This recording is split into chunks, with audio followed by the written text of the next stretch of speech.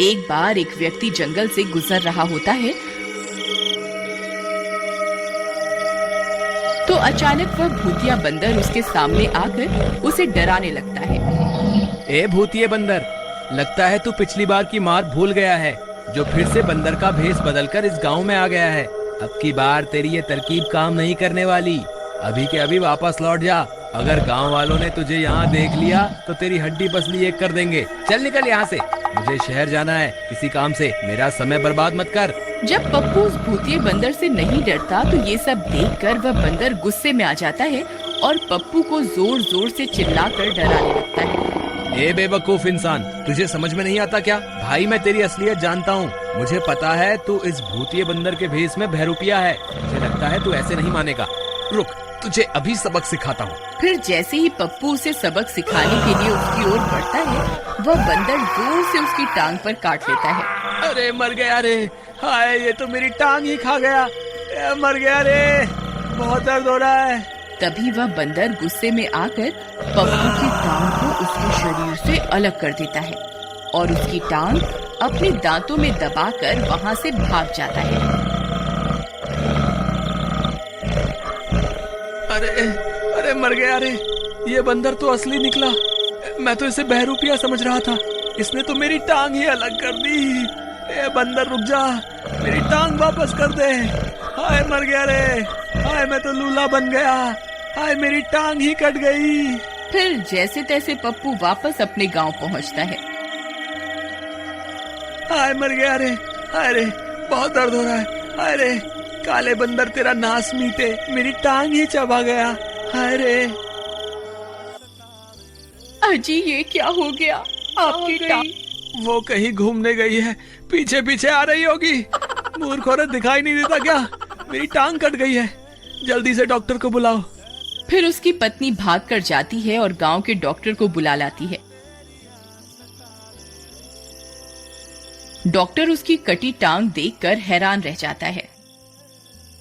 अरे पप्पू जी, ये सब कैसे हो गया? डॉक्टर साहब क्या बताऊं, मैं शहर जा रहा था, तभी मुझे रास्ते में वो काला बंदर मिल गया। मुझे लगा वो कोई बहरूपिया है। ये सोचकर मैं उससे शक्तिमान बनकर लड़ने चल पड़ा, लेकिन वो कमबख्त भूतिया बंदर तो असली निकला। उसने मेरी टांग ही काट ली और उसे अपने दांतों में फंसाकर वहां से भाग निकला। हाय, और मुझे जिंदगी भर के लिए लूला बना गया।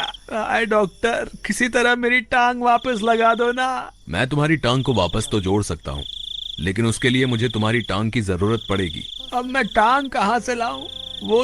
वो कमबख्त भूतिया बंदर लेकर भाग गया। अगर 24 घंटों में तुम्हारी टांग तुम्हें वापस नहीं मिली तो फिर मैं उसे वापस नहीं जोड़ पाऊंगा। डॉक्टर साहब, क्या आप मेरी पत्नी की एक टांग काटकर मेरे शरीर से जोड़ सकते हैं? हाँ क्यों नहीं, अगर तुम्हारी पत्नी तुम्हें अपनी एक टांग दे दे तो। प्रियतम, मेरी रानी, जरा मेरी बात तो सुनो। देखो जी, मेरी तरफ तो देखना भी मत। अब भले ही जिंदगी भर लूले बनकर घूमते रहो, मुझे कोई दिक्कत नहीं है, लेकिन मैं अपनी एक टांग नहीं देने वाली। अरे भगवान, यही तो मौका है अपना प्यार साबित करने का। नहीं जी, मुझे अपनी टांग देकर कोई प्यार व्यार साबित नहीं करना आपको। तेरा नाश मीटे मूर्ख औरत, मुझे पहले से ही पता था तू मुझसे प्यार नहीं करती। देखो, तुम्हें कुछ भी करके अपनी टांग को 24 घंटे में ढूंढना होगा, नहीं तो मैं कुछ नहीं कर पाऊंगा। फिर वह डॉक्टर पप्पू की टांग पर पट्टी लपेटकर वहां से चला जाता है। अगला दिन होने पर पप्पू गांव में बाकी लोगों को अपने साथ हुई घटना के बारे में बताता है। पप्पू भाई, ये कैसे हो सकता है? पिछली बार तो हमने खुद उस काले बंदर का पर्दाफाश किया था। तुम्हें कोई गलतफहमी हुई होगी। भाई, तुम्हें क्या मेरी कटी हुई टांग दिखाई नहीं दे रही? इससे बड़ा सबूत और क्या चाहिए तुम्हें? ठीक है, हम मान लेते हैं कि अब की बार सच में कोई भूतिया बंदर है जिसने तुम्हारे ऊपर हमला किया है। आज से सभी गांव वाले सतर्क हो जाएं। कोई भी रात होने पर अपने घर से बाहर ना निकले। ठीक है, चलो अब सब अपने अपने घर चलते हैं। अरे भाई रुको, मेरी टांग का क्या होगा? डॉक्टर ने मुझे मेरी टांग 24 घंटे में ढूंढने को कहा है। अगर आज मेरी टांग नहीं मिली तो मैं जिंदगी भर ऐसे ही रह जाऊंगा। तो भाई तुम क्या चाहते हो? तुम्हारी टांग ढूंढने के चक्कर में उस भूतिये बंदर से अपनी टांग कटवा लें? नहीं भाई नहीं, मैं अपनी जान जोखिम में नहीं डाल सकता। अगर इस पप्पू की बात सच निकली और जंगल में सच में वो बंदर मिल गया तो हमारी शामत आ जाएगी। ऐसे मत कहो भाइयों, पिछली बार उस बंदर का पर्दाफाश करने में मैंने ही तुम्हारी मदद की थी। अब की बार तुम सब मेरी मदद कर दो। ठीक है, अब तुम रोना शुरू मत कर देना, हम तुम्हारी मदद करेंगे। रात होते ही हम सब जंगल चलेंगे तुम्हारी टांग ढूंढने। फिर रात होने पर पप्पू और कुछ गांव वाले जंगल में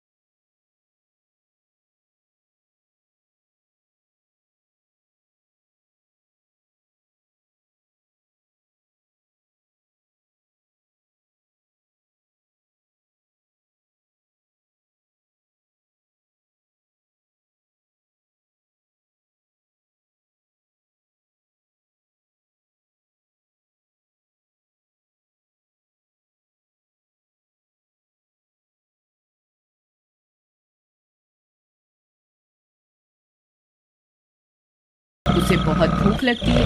फिर वह अपने भोजन को इधर उधर ढूंढता है, लेकिन वह टांग तो पप्पू उठाकर ले जा चुका होता है। फिर वह हैरान परेशान रह जाता है। तभी उसे गुफा में इंसानों की खुशबू आ जाती है और वो समझ जाता है कि उसकी गुफा में जरूर इंसान आए थे।